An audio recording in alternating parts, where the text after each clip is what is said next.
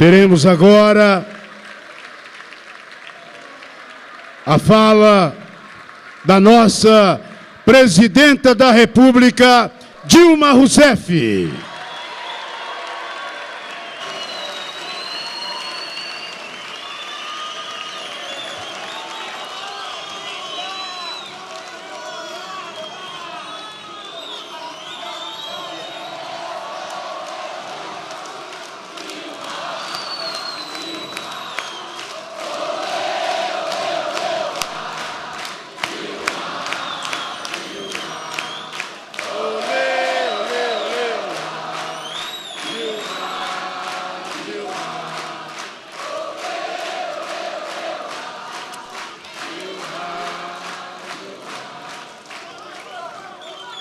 Eu queria começar a minha fala cumprimentando cada um dos militantes e cada uma das militantes do Partido dos Trabalhadores.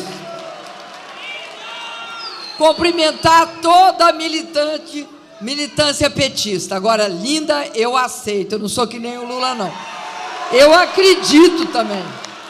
Se chamar de linda, eu acredito, viu, Lula?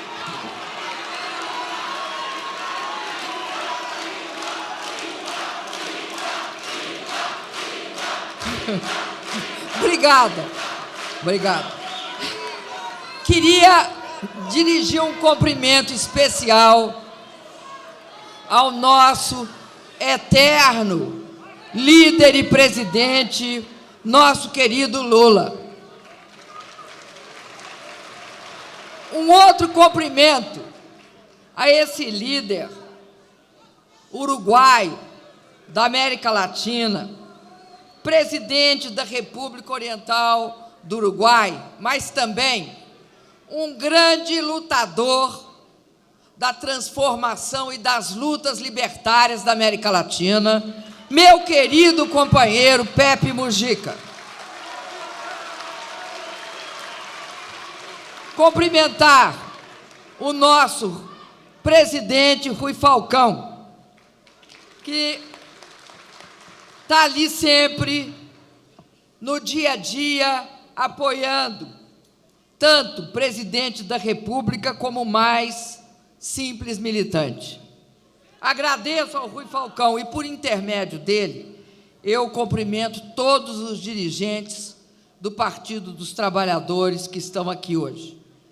Cumprimento também os ministros de Estado aqui presentes. Cumprimento os governadores, o meu companheiro, Fernando Pimentel,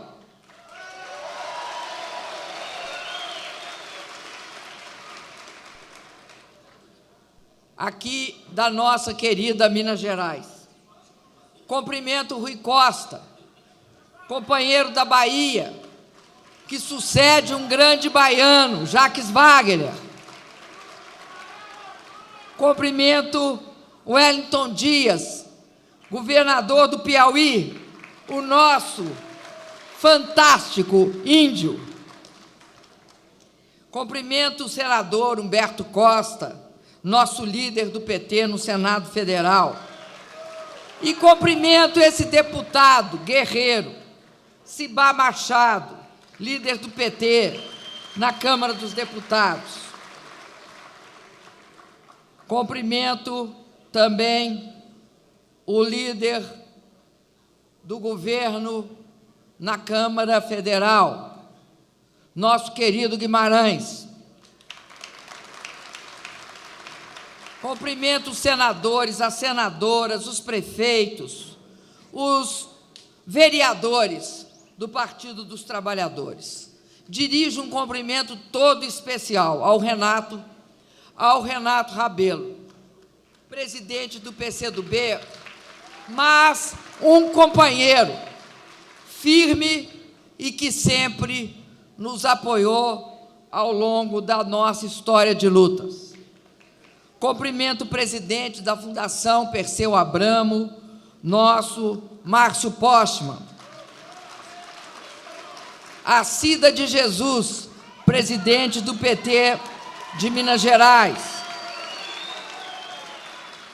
o Wagner Freitas, presidente nacional da Central Única dos Trabalhadores, o Alexandre Conceição, representante da direção nacional do MST. Cumprimento os senhores jornalistas, os senhores fotógrafos e cinegrafistas aqui presentes. Queridos companheiros e queridas companheiras, eu agora falei companheiros e companheiras, mas eu vou depois falar companheiras e companheiros. Bom, é algo que a gente tem de falar do fundo do coração. O PT chega aos 35 anos e, para um partido, para uma instituição, é um partido jovem. Mas esse partido jovem inicia o 4º mandato à frente do governo federal. Depois de 12 anos de políticas de inclusão e desenvolvimento social, querido presidente Lula, o Brasil é hoje um país muito melhor. Um país com pessoas que estão saindo da pobreza, com mais pessoas na classe média.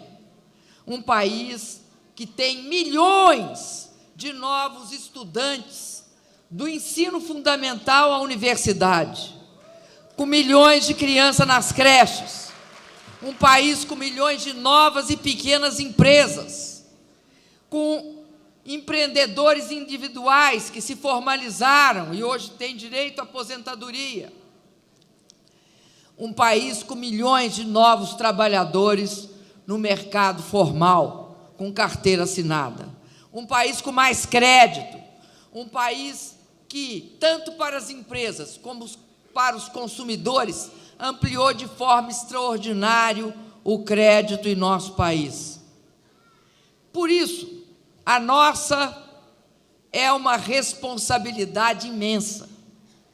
A nossa responsabilidade, aí eu falo, aqui, estou vendo também o Saraiva Felipe aqui, saúdo o Saraiva Felipe, do PMDB.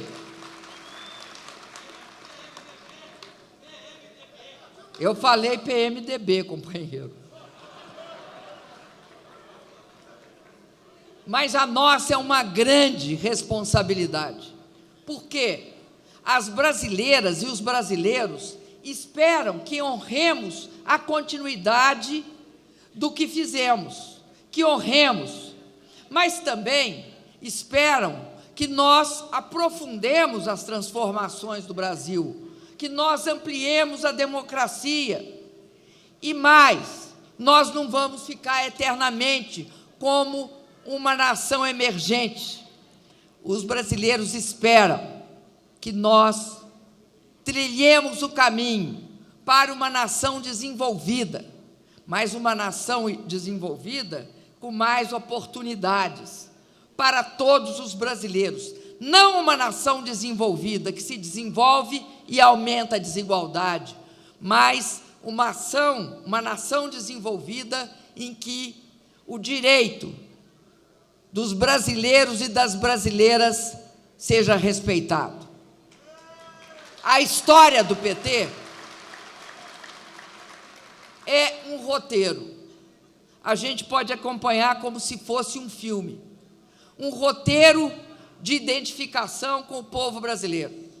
E desde o início, desde lá atrás, desde a origem, teve como base uma profunda ligação com os movimentos populares, seja rurais, seja urbanos, com os sindicatos, com os militantes da luta contra a ditadura, os intelectuais, os artistas, as organizações não governamentais, a igreja, as igrejas e os empresários progressistas do país.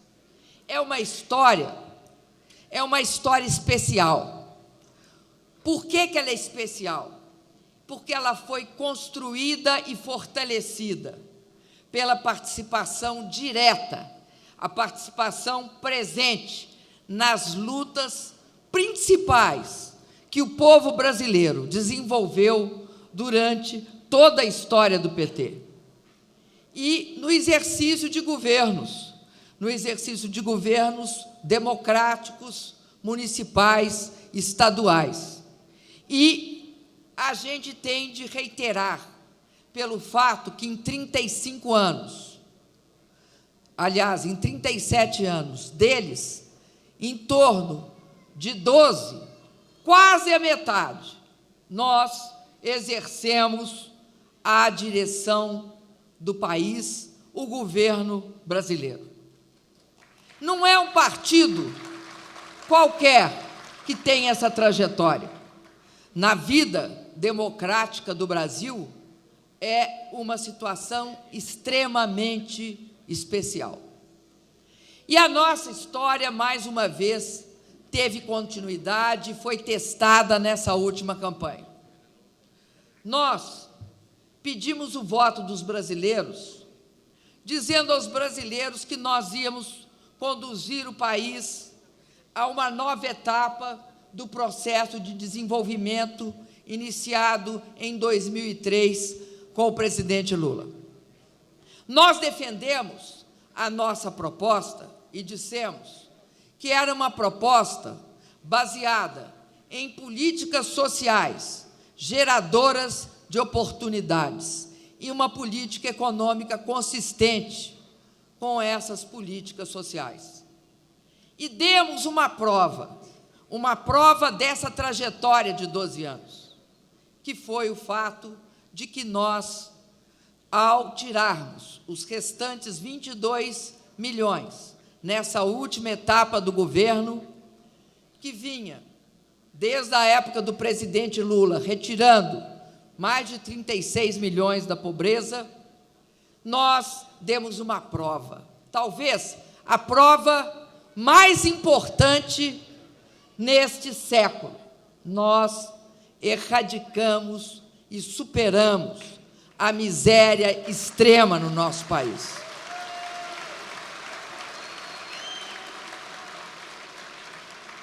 Essa é uma prova que ninguém tira de nós. Essa é um orgulho que, quando a história nos julgar, será uma parte da nossa herança.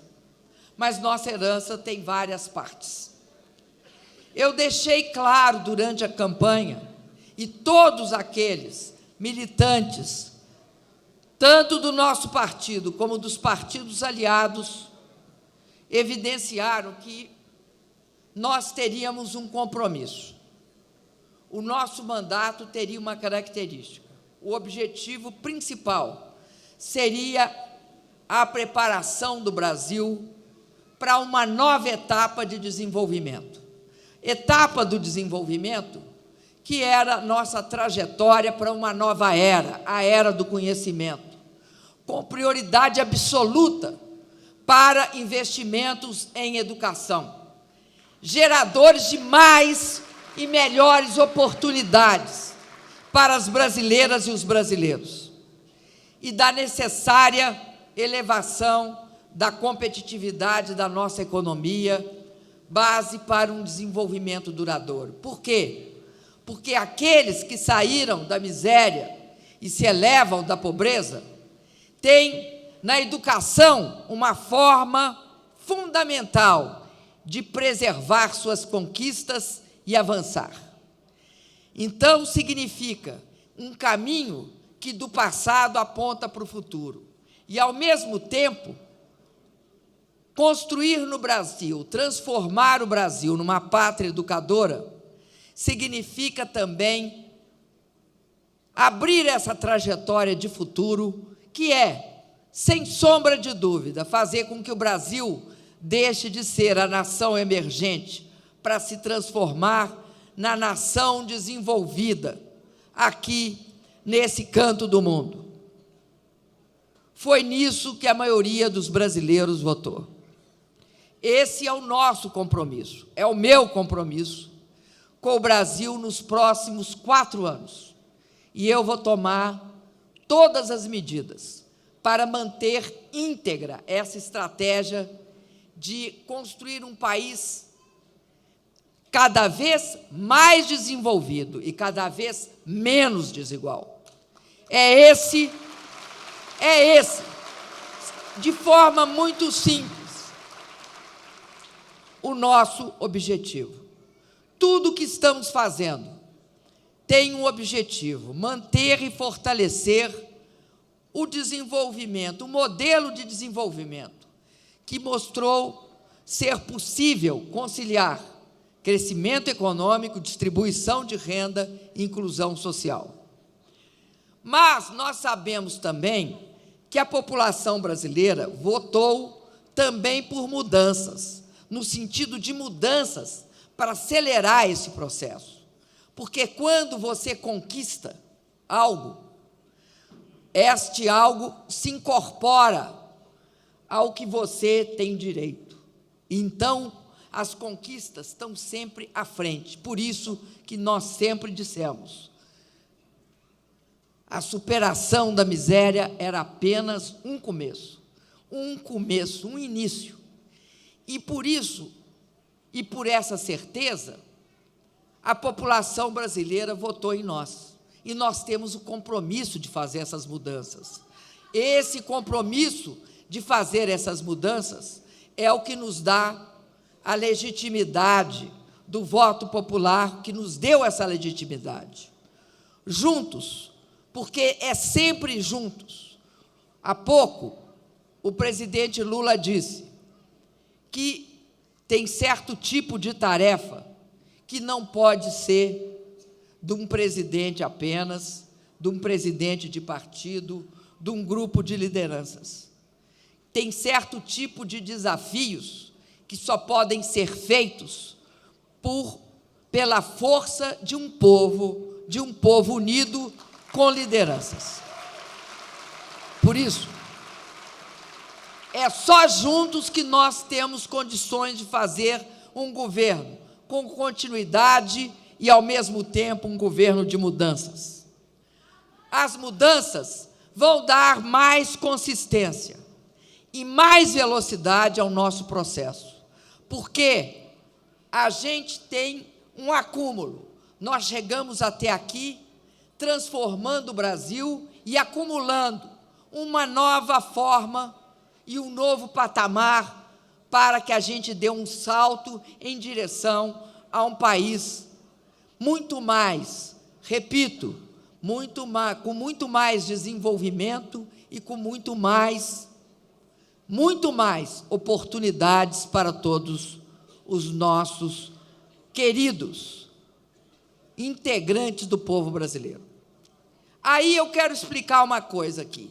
Os ajustes que nós estamos fazendo, eles são necessários, não só para que nós mantenhamos o rumo, mas para que a gente amplie as oportunidades, para que a gente tenha força para preservar todas as prioridades sociais e econômicas de todos os governos do PT no plano federal, o meu e o do presidente Lula.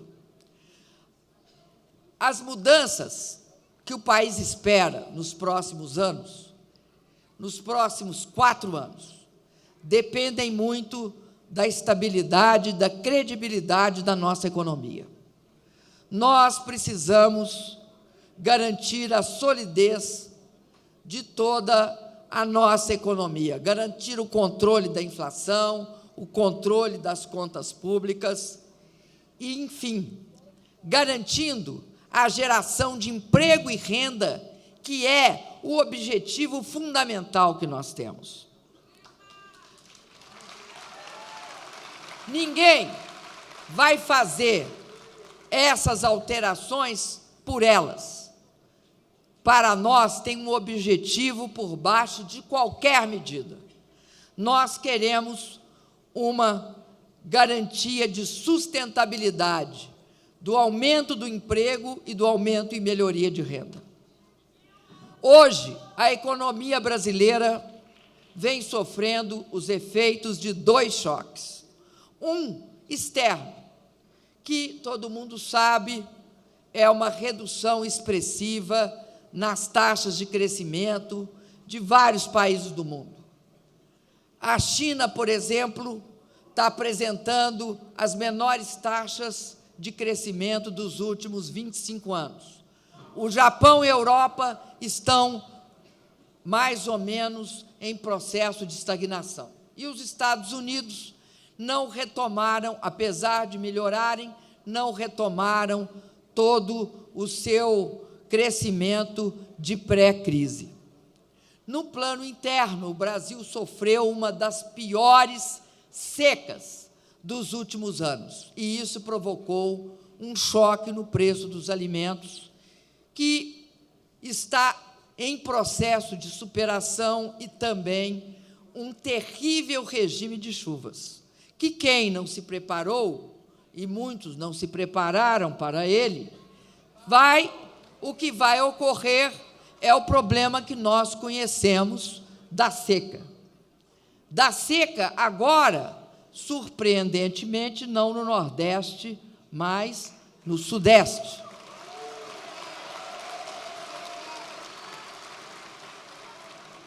Essa seca também teve impactos no preço da energia em todo o Brasil. Mas como, desde o presidente Lula, nós vínhamos nos preparando, ampliando linhas de transmissão, aumentando a quantidade de usinas térmicas, nós temos um controle deste processo, apesar de haver um aumento de preços. Diante desses fatos, internos e externos, o que o governo fez nos últimos 4 anos passados? Nós absorvemos a maior parte desses efeitos negativos do cenário econômico e climático, aonde? Nas contas do governo, nas contas fiscais. Por quê? Porque nós não queríamos fazer o que fazia a Europa, os Estados Unidos e vários países, que era desempregar e reduzir a renda. Nós não fizemos isso. Quando, ao combater os efeitos nefastos desses choques que eu falei agora, daqui a pouco, sobre nossa economia e proteger nossa população, nós agora atingimos um limite. Nós estamos diante da necessidade de promover um reequilíbrio fiscal para recuperar o crescimento da economia o mais rápido possível. Com isso, o que nós queremos? Vou repetir o que eu disse. Queremos garantir a continuidade da geração de emprego e renda. A nossa diferença, para muitas teorias que estão por aí, e mais, para muitas das práticas aplicadas no mundo e aqui no Brasil, é que nós não fazemos reequilíbrio por fazer. Nós só fazemos reequilíbrio porque nós queremos garantir emprego e renda.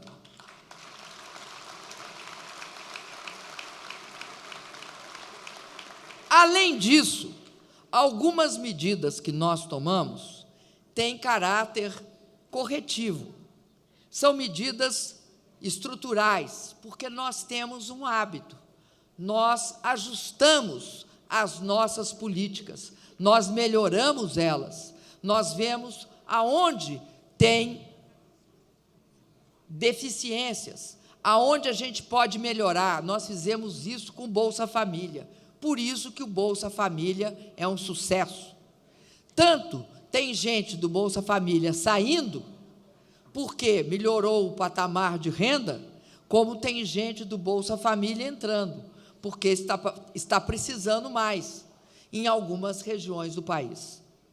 Por isso, nós vamos adequar os nossos programas às novas condições socioeconômicas do país. A gente tem de fazer isso sistematicamente e, portanto, não se trata de medidas fiscais.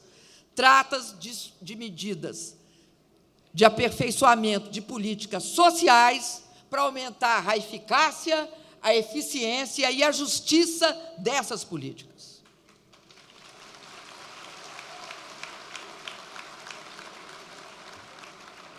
Agora, é verdade que outras medidas são de natureza fiscal. Elas são indispensáveis para a saúde financeira do Estado brasileiro. Por quê? Contas públicas bem administradas, elas melhoram o controle da inflação, o crescimento econômico e garantem a sustentabilidade de emprego e renda.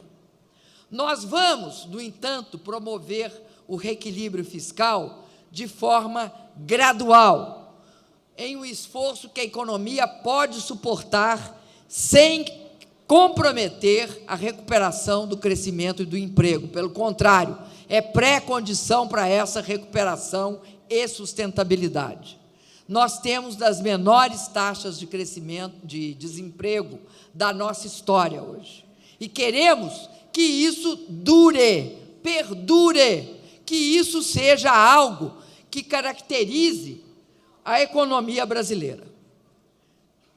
Por isso, eu quero dizer para vocês, esses passos em direção de um reequilíbrio fiscal, eles visam, sobretudo, a preservar as nossas políticas sociais. Eu falo do Bolsa Família, do Minha Casa Minha Vida, do Pronatec, das ações para garantir acesso ao ensino superior, às creches, do Ciências Sem Fronteiras e, especificamente, do combate à violência contra a mulher. Porque é bom lembrar que nós inauguramos em Campo Grande, onde tem um dos maiores índices de criminalidade, de violência contra a mulher, inclusive de estupro, nós inauguramos a primeira Casa da Mulher Brasileira essa semana.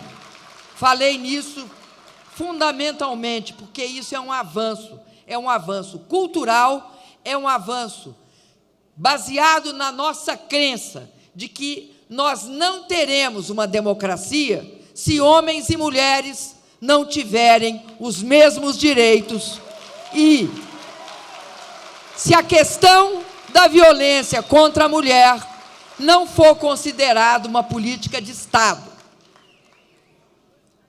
Nós também temos várias medidas no sentido de melhorar a vida das micro e pequenas empresas, aperfeiçoando, por exemplo, o Super Simples. Nós vamos fazer um plano de exportações, vamos lançar um grande programa de desburocratização e simplificação das ações de governo. Sabemos que menos burocracia representa menos tempo e menos recursos gastos com exigências que não são necessárias para a vida da população e do cidadão. Nós também vamos executar uma nova carteira de investimentos em infraestrutura. Vamos ampliar. Estão falando que o governo não vai investir, pelo contrário, vai ampliar as concessões de infraestrutura, rodovias, portos, ferrovias, aeroportos. Vamos entrar agora em hidrovias também.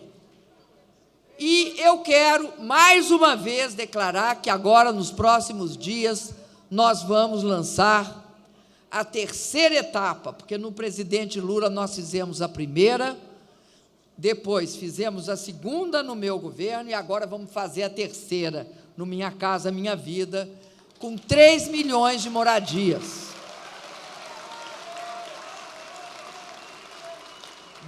Da soma da minha com a do presidente Lula, nós já entregamos 2 milhões de moradias.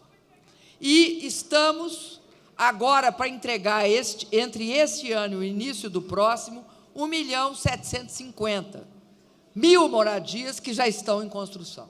E vamos fazer e contratar mais 3 milhões, principalmente nos grandes centros urbanos. O nosso objetivo é concentrar nos grandes centros urbanos. Temos também um objetivo, que é um programa de banda larga, que nós nos comprometemos na eleição e que é fundamental para democratizar a informação no Brasil, universalizando o acesso a um serviço de internet de banda larga. Companheiras e companheiros, o metrô é estadual, meus queridos e minhas queridas. Agora, se vocês querem saber, eu quero dizer o seguinte: não há nenhum metrô construído no Brasil por governo estadual que não tenha os recursos do financiamento do governo federal. Não há. E o recurso do financiamento do governo federal é assim, é de mãe para filho, ou de pai para filho. Na época do Lula era de pai para filho, na minha de mãe para filho.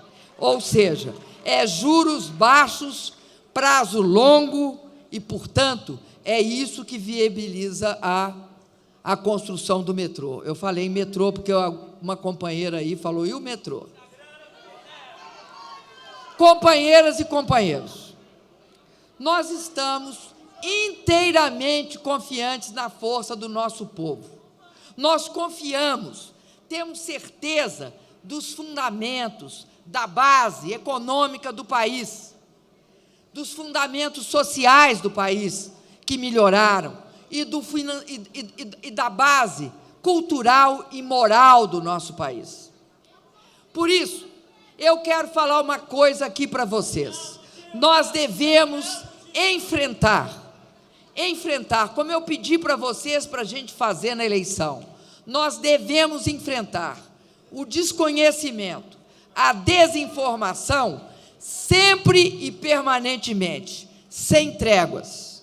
Só porque acabou a eleição não significa que a luta não tem de continuar. Nós não podemos permitir que a falsa versão se crie. Porque o que acontece muitas vezes é a falsa versão. Nós temos de reagir aos boatos. Nós temos de travar a batalha da comunicação. Nós temos de levar a nossa posição à opinião pública. E, sobretudo, nós não podemos deixar dúvidas. Por exemplo, quando for dito que nós vamos acabar com as conquistas históricas dos trabalhadores, respondam alto e bom som. Não é verdade. Os direitos trabalhistas do nosso governo são intocáveis. E não será nosso governo, um governo dos trabalhadores, que irá revogá-los. Por exemplo, nós temos um compromisso com a política de valorização do salário mínimo. Outra coisa, quando se levantar, como foi levantado aqui, e o metrô, a questão da mobilidade urbana, contem isso que eu falei aqui, que nós estamos investindo 143 bilhões em 118 municípios de grande e médio porte em todos os estados. Quando for mencionada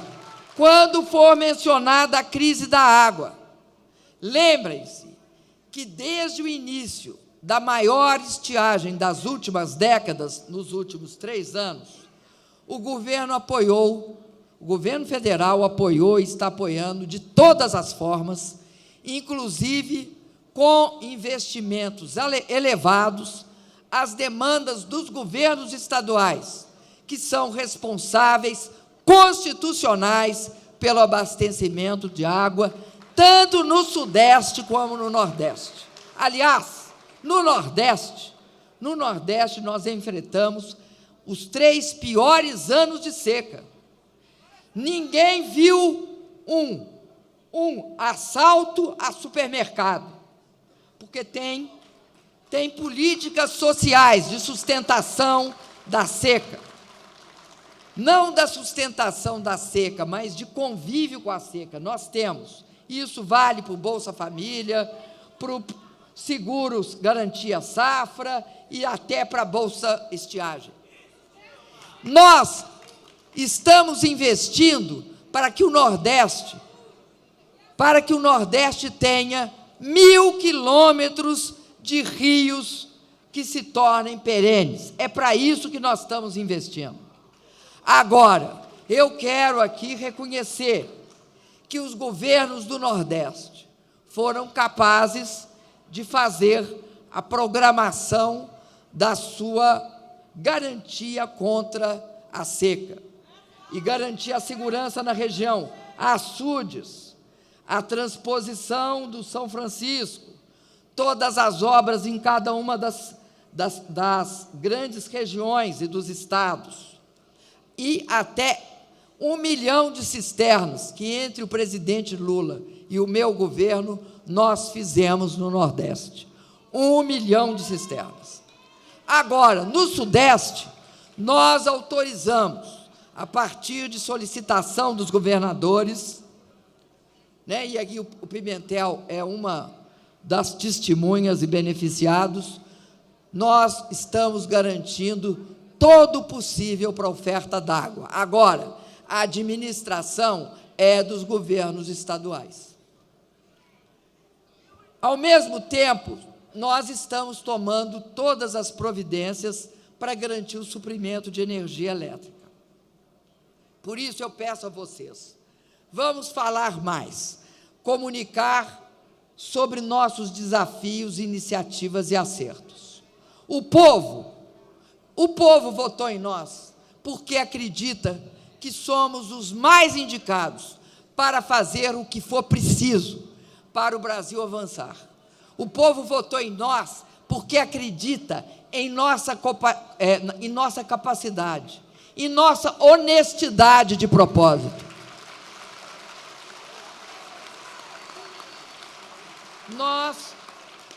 Nós vamos propor, nós vamos ser parceiros numa questão que é anseio de toda a população brasileira, que é a questão da segurança pública. Nós vamos propor ao Congresso modificar a Constituição para o governo federal participar também da questão da segurança pública. Quero também dizer para vocês que é muito importante que eu faça um comentário sobre a questão e um dos maiores desafios vivenciados por nosso país. E coloque os pingos nos is e a coisa no seu devido lugar, que é o combate à corrupção e à impunidade. É muito importante esse comentário.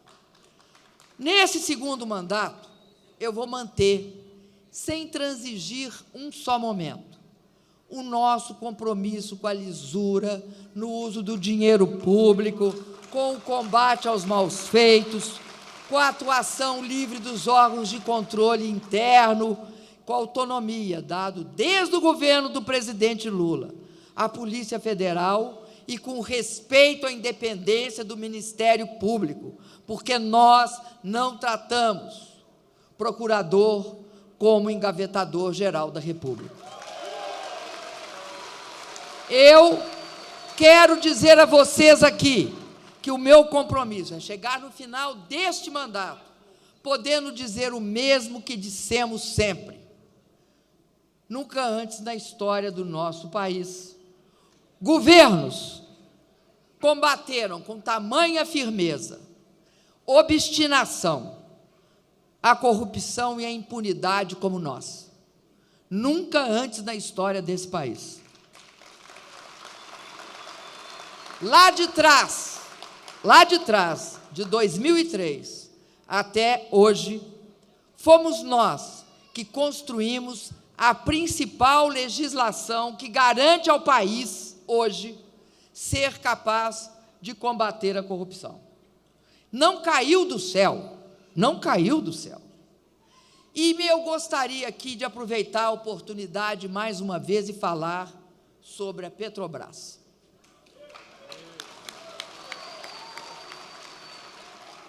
Olha, eu sempre tenho dito que o saudável empenho da justiça, porque o empenho da justiça, investigar, etc., é saudável, ele deve nos permitir também reconhecer que a Petrobras é a empresa mais estratégica para o Brasil e a que mais contrata e a que mais investe no país. Eu quero dizer para vocês que, na terça-feira,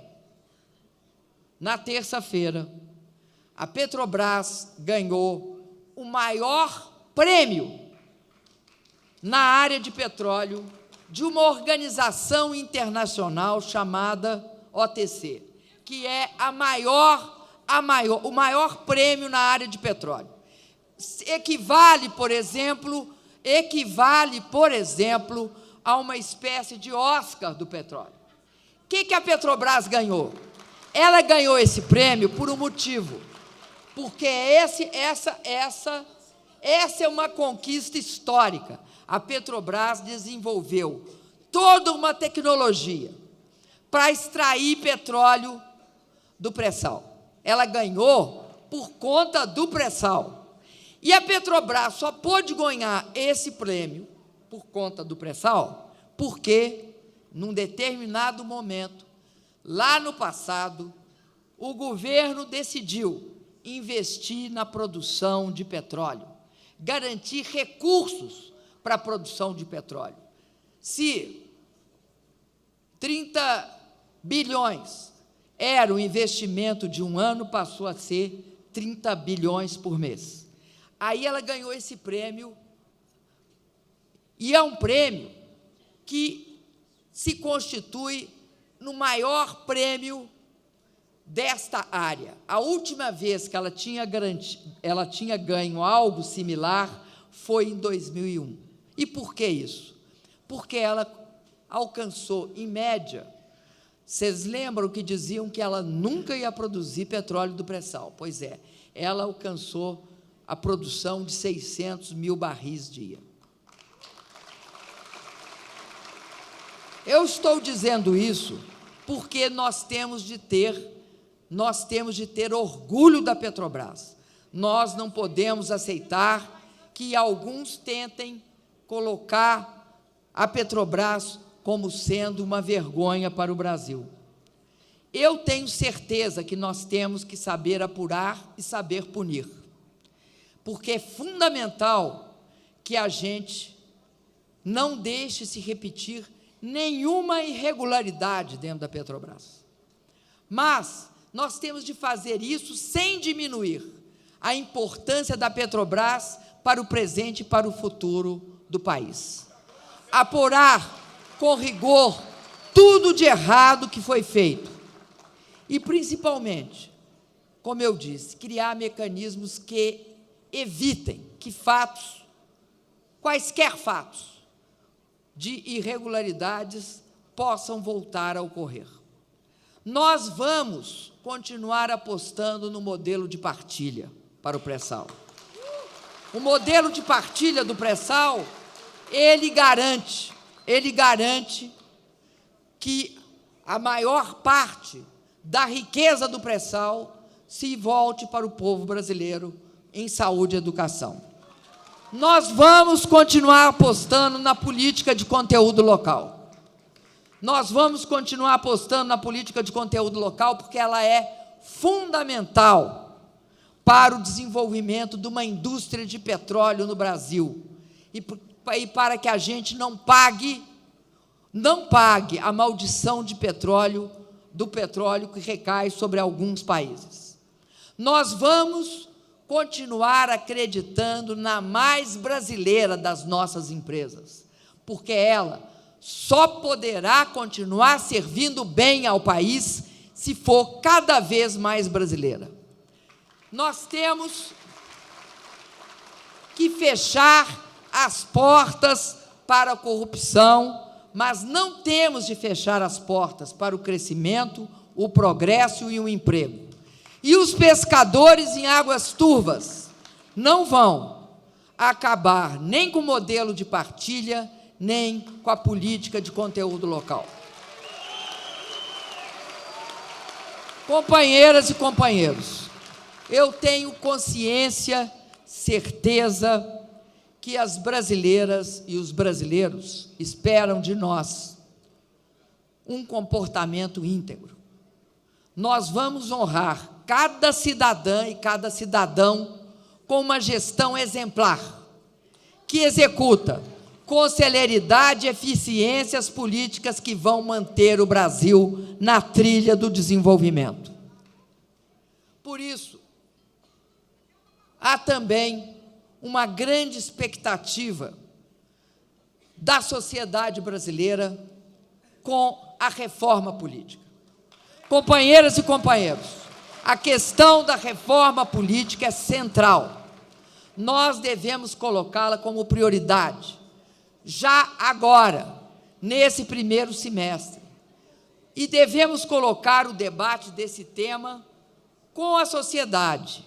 Nós sabemos que a reforma política é uma tarefa do Congresso, mas cabe a todos nós, sobretudo a vocês aqui, impulsionar essa mudança para instituir novas formas de financiamento de campanha, por exemplo, proibindo o financiamento empresarial de campanha, definindo novas regras para a escolha dos representantes nas casas legislativas e também aprimorando os mecanismos de interlocução com a sociedade. Aliás, acho que nós, mulheres, devemos lutar pela paridade eleitoral.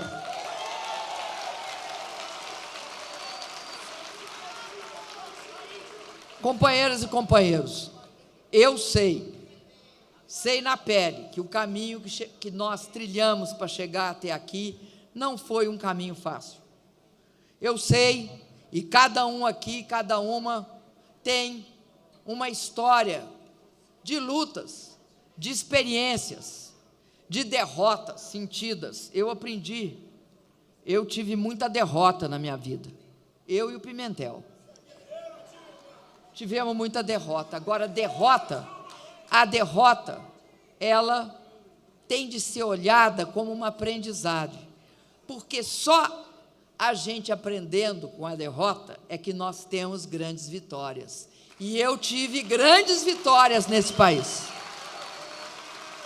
Eu lembro da alegria da eleição do presidente Lula, lembro da imensa alegria.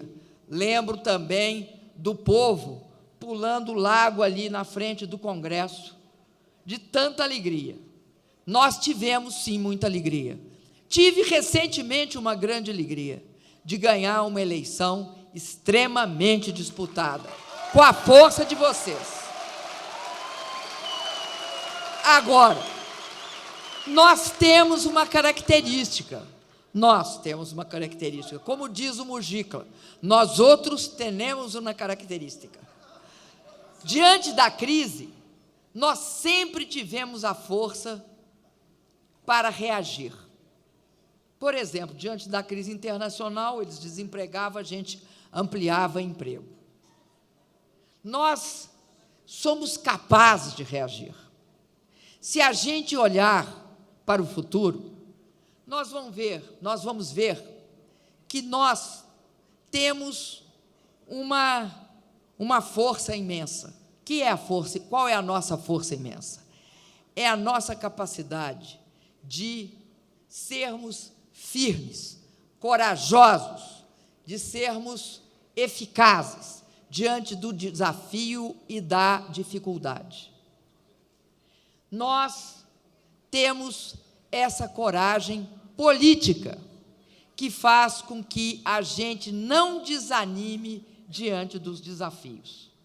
E eu tenho certeza que é essa coragem política que cada um de nós deve agora colocar claramente diante de si mesmo e dizer que nós não podemos vacilar, nós não podemos ter medo. Se tiver erro, aqueles que erraram paguem por eles, mas nós temos de preservar a história desse partido, a história de nossos governos, meu e do presidente Lula, e ter muito orgulho, porque o PT foi o partido que mais promoveu inclusão e ascensão social na história do nosso país. E sobre nenhuma hipótese vai interromper esse processo. Nós vamos mostrar que não cabe, não é necessário, e isso nós já provamos, não é necessário escolher entre controle da inflação, disciplina fiscal e inclusão social. Nós queremos as duas simultaneamente. Nós devemos ter coragem de fazer o que precisa ser feito. Temos de mostrar, de novo, que sabemos enfrentar e superar as crises, que nós somos os melhores para vencer os duros desafios. Sabe por que nós somos os melhores? Eu acho que nós somos os melhores porque escolhemos sempre, junto com partidos nossos aliados, como é o caso do PCdoB, sempre e principalmente, diante da crise, o lado dos trabalhadores e do povo brasileiro. Quem tem um lado, é por isso que é melhor, e nós temos, mas também nós temos, além do lado, nós temos a competência, porque demonstramos que podemos e vamos fazer. Se existe um partido credenciado para conduzir o Brasil num período difícil, tanto aqui como na economia global, sem revogar direito dos trabalhadores, é o PT.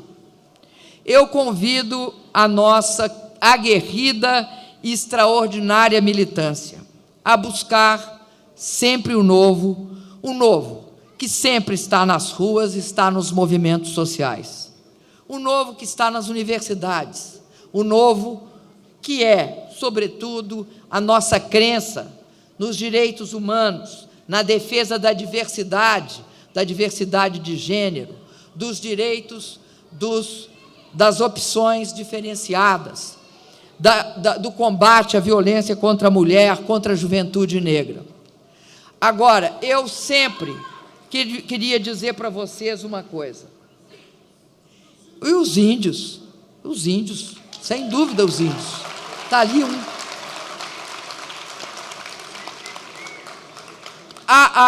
Todo o povo LGBT, vamos lembrar do povo LGBT. Nós temos de ter uma posição clara e firme contra o preconceito e a intolerância. É papel do Estado brasileiro defender o povo brasileiro contra o preconceito e a intolerância. Eu queria dizer uma última palavra.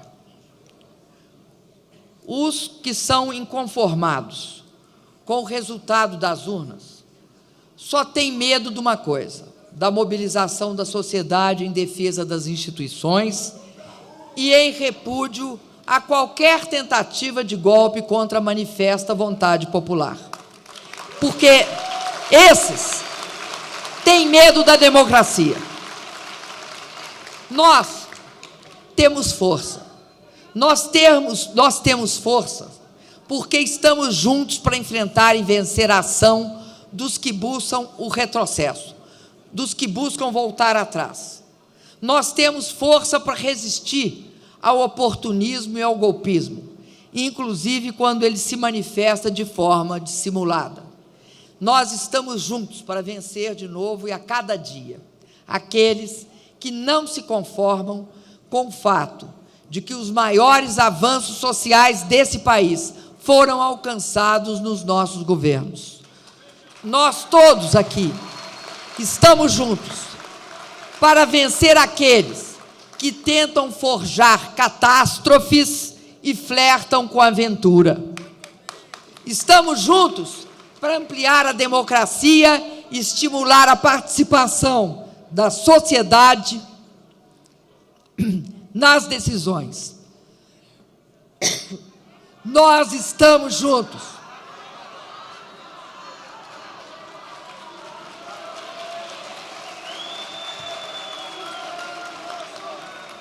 Nós estamos juntos e misturados. Agora eu vou encerrar. Muito obrigado. Obrigado, presidenta Dilma Rousseff.